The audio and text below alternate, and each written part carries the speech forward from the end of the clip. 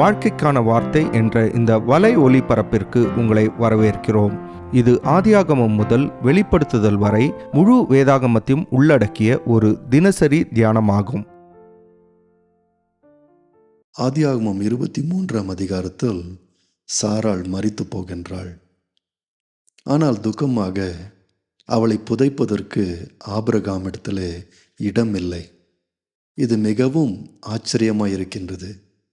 Abraham கானான் தேசத்தில் இப்பொழுது 62 வருஷம் இருந்திருக்கின்றார். ஆனால் கானானில் அவருக்கென்று சொந்தமாக ஒரு இடத்தை அவர் வாங்கவில்லை. இப்பொழுதும் கானானில் தன்னுடைய மனைவியை புதைக்க ஒரு நிலத்தையும் ஒரு குகையும் மட்டுமே வாங்குகின்றார். பாருங்கள், ஆபிரகாமுக்கு அதிகப்படியான பணம் இருந்தது.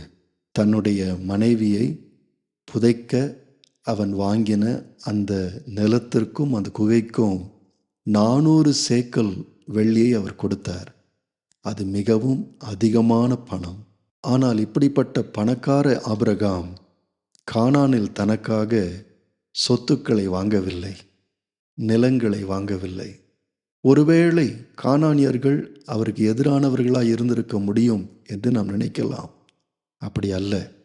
6ஆம் வசனத்தில் கானானியர்கள் ஆபிரகாமை நீர் எங்களுக்குள்ளே மகா பிரபு என்று அழைக்கின்றார்கள். நிலத்தை அவருக்கு இலவசமாய் கொடுக்கவும் முன்வருகிறார்கள்.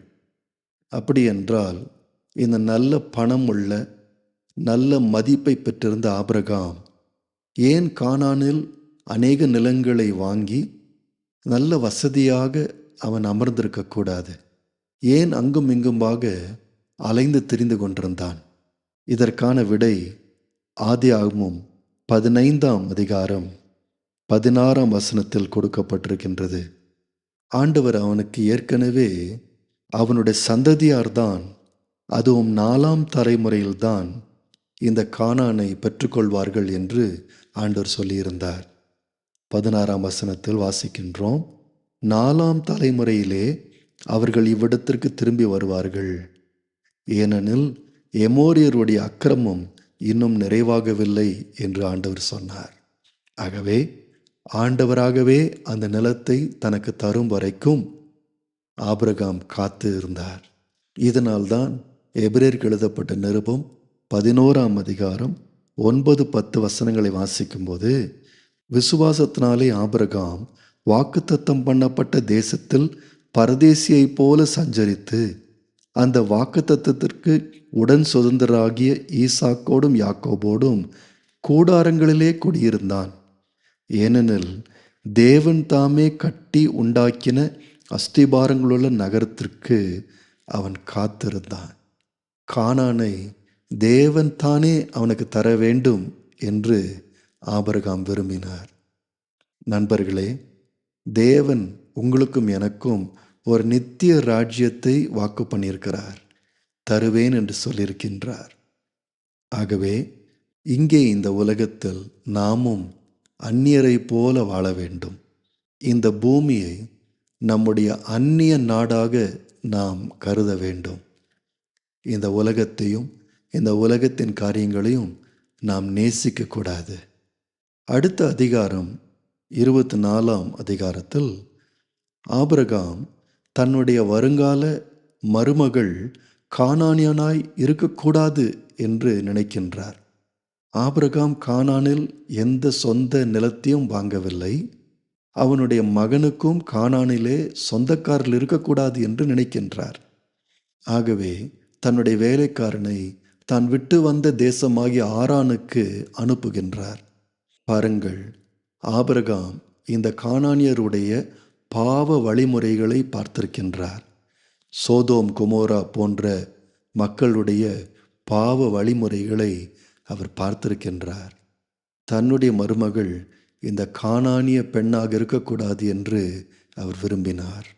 தன்னுடைய வேலைக்காரன் அவருக்கு ஆணையிட்டு கொடுக்க வேண்டும் என்று கூட கேட்டுக்கொண்டார். 3ஆம் வசனத்தில், நான் குடியிருக்கிற கானானியருடைய குமாரத்திகளில் நீ என் குமாரனுக்கு பெண் கொள்ளாமல் என்று சொல்லி எனக்கு நீ ஆணையிட்டு கொடு என்று கேட்டார். அப்படியென்றால் இந்த கானானை அவருக்கு பிடிக்கவில்லையா? கானானில் இருப்பதை அவர் விரும்பவில்லையா? இல்லை. ஆபிரகாமுக்கு ஆண்டவர் இந்த கானானை தான் வாக்குத்தத்த பூமியாக கொடுத்திருக்கிறார் என்று ஆபிரகாமுக்கு நன்றாக தெரியும். ஆனால் அதே நேரத்தில் கானானிய மக்களை குறித்து அவர் மிக கவனமாய் இருந்தார். ஆகவேதான் ஆபிரகாமின் வேலைக்காரன், உம்முடைய மகனை கானானிலிருந்து எடுத்துக்கொண்டு அந்த பெண் இருக்கிற ஊருக்கு நான் கொண்டு செல்லட்டுமா என்று கேட்டபோது 5ஆம் 6ஆம் வசனத்தில் அதற்கு அந்த ஊழியக்காரன், அவ்விடத்து பெண் என் பின்னே இந்த தேசத்துக்கு வர மனதில்லாதிருந்தால் நீர் விட்டு வந்த தேசத்திற்குத்தானே உம்முடைய குமாரனை மறுபடியும் அழைத்து போக வேண்டுமோ என்று கேட்டான். அதற்கு ஆபிரகாம், நீ என் குமாரனை மறுபடியும் அங்கே அழைத்து கொண்டு போகாதபடி எச்சரிக்கையாயிரு என்றான். ஆகவே ஆபிரகாம் கானானில் வசிக்க விரும்பினார். தன்னுடைய மகனும் இந்த கானானில் தான் இருக்க வேண்டும் என்று விரும்பினார். ஏனென்றால் கர்த்தர் அவர்களுக்கு இந்த தேசத்தை வாக்கு பண்ணியிருந்தார். ஆனால் ஒன்று மாத்திரம் அவர் தெளிவாய் இருந்தார், இந்த கானானிய மக்களோடு கூட அந்யோன்யமான ஐக்கியம் வைக்கக்கூடாது என்று அவர் தெளிவாக இருந்தார். ஆண்டவரும் பாருங்கள், ஆபிரகாமுடைய இந்த சிந்தையை ஆசீர்வதித்தார்.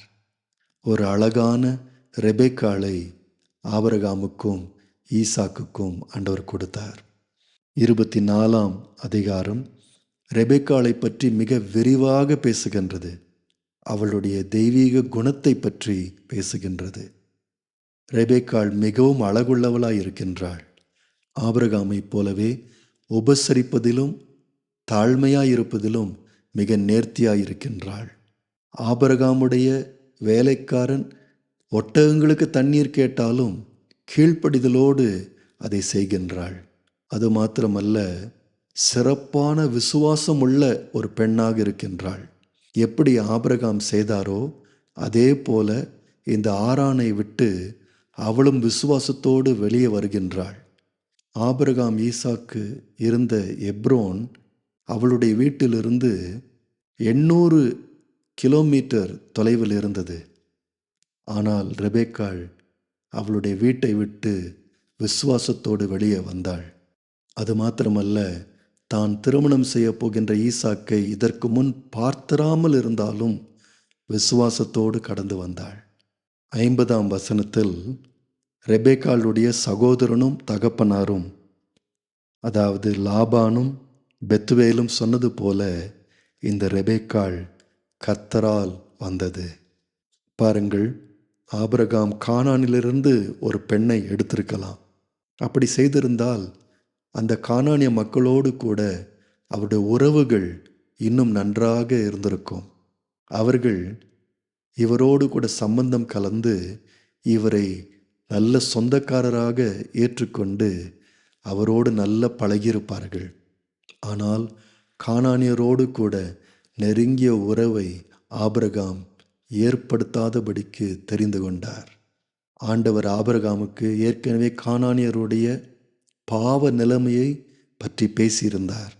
ஆதியாகமம் 15ஆம் அதிகாரம் 16ஆம் வசனத்தில் நாம் வாசித்தது போல, எமோரியருடைய அக்கிரமம் இன்னும் நிறைவாகவில்லை என்று ஆண்டவர் சொல்லியிருந்தார். ஆகவே ஆபிரகாம் இந்த பாவம் செய்து கொண்டிருந்த எமோரியரோடு கூட மிகவும் கவனமாயிருந்தார். நண்பர்களே, இன்றைக்கும் இந்த காலத்து கானானியர்களையும் எமோரியர்களையும் நாம் பார்த்து கொண்டிருக்கின்றோம். நம்முடைய டிவி ஸ்கிரீன்களில், மேகசீன்களில், சோஷியல் மீடியாவில், நம்முடைய மொபைல் ஃபோன்களில் கானானியர்களுடைய எல்லாவிதமான பாவ பழக்க வழக்கங்களை நாம் பார்த்து கொண்டிருக்கின்றோம். இன்றைக்குள்ள மனிதர்கள் புதிதாக பாவ வழிமுறைகளை கண்டுபிடித்து தங்களுக்காக தேவ கோபாக்கினியை அவர்கள் சேர்த்து கொண்டிருக்கின்றார்கள். நீங்களும் நானும் இப்படிப்பட்ட மனிதர்களோடும் அவர்களுடைய பாவ வழிமுறைகளோடும் கூட சம்பந்தம் கலக்காதபடிக்கு நாம் ஜாக்கிரதையாய் இருக்க முடியும். நம்முடைய உறவுகளை ஞானமாய் தெரிந்து கொள்ள முடியும். நண்பர்களே, நமக்காகவும் ஆண்டவர் சில ரெபெக்காள்களை வைத்திருக்கின்றார். நேயர்களே, இந்நிகழ்ச்சியை கேட்டதற்காய் நன்றி. மீண்டும் ஒரு புதிய அத்தியாயத்துடன் வாழ்க்கைக்கான வார்த்தையில் நாளை சந்திப்போம்.